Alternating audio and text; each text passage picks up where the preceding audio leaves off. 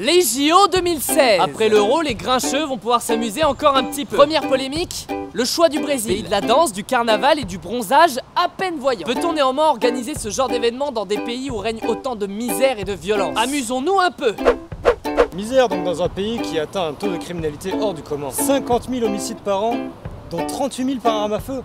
Et ça c'était en 2005, sachant que les JO accueillent en moyenne plusieurs millions de touristes pendant l'événement. Il y a des raisons de paniquer. En effet, c'est à prendre en compte, mais la sécurité développée dans ce genre d'événement est en général assez colossale. En témoigne l'Euro 2016 en France, qui, n'en déplaise aux sceptiques, s'est admirablement bien passé, pourtant sous haute menace terroriste. Le pays est aussi en proie à une grande crise politique qui a failli plusieurs fois dans les derniers mois mener à des conflits. L'instabilité politique dans l'organisation d'un événement si important, pas forcément super. C'est sûr, je suis d'accord avec toi. Après, les Brésiliens ont toujours été dans une sorte d'instabilité politique. Et JO ou pas JO, ça n'aurait rien changé. Par contre, le Brésil est un grand pays de sport et les habitants y mettent souvent toute leur âme. Je ne pense pas qu'ils oublieront les enjeux politiques puisque c'est leur quotidien depuis des dizaines d'années. Et ils peuvent aussi profiter de cet événement mondial comme d'une tribune. Tiens, parlons du dopage. Un énorme scandale autour des athlètes russes, des cyclistes qui utilisent des moteurs, des suspicions entre les athlètes et des nageurs qui puissent violer. Comment peut-on encore vouloir aujourd'hui regarder du sport alors qu'on n'est pas sûr que c'est le meilleur qui gagnera, mais celui qui manipulera le mieux? Ah!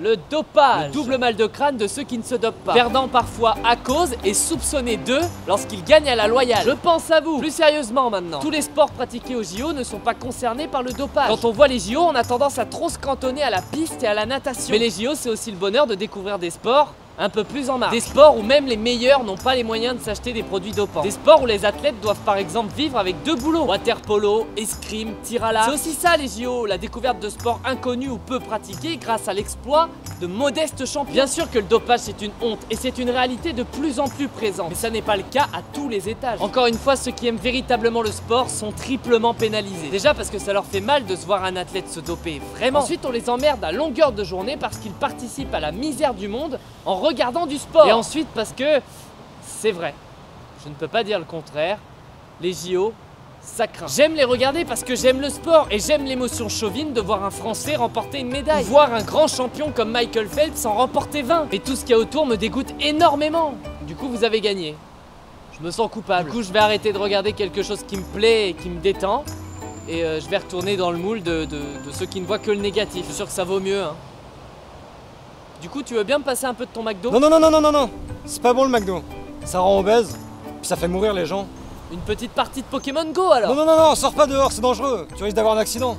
Oh, tortank. Bon, d'accord. Bah du coup, je vais m'asseoir et puis je vais écrire. Ouais, voilà, écris. Ça, tout le monde s'en fiche. Les JO 2016.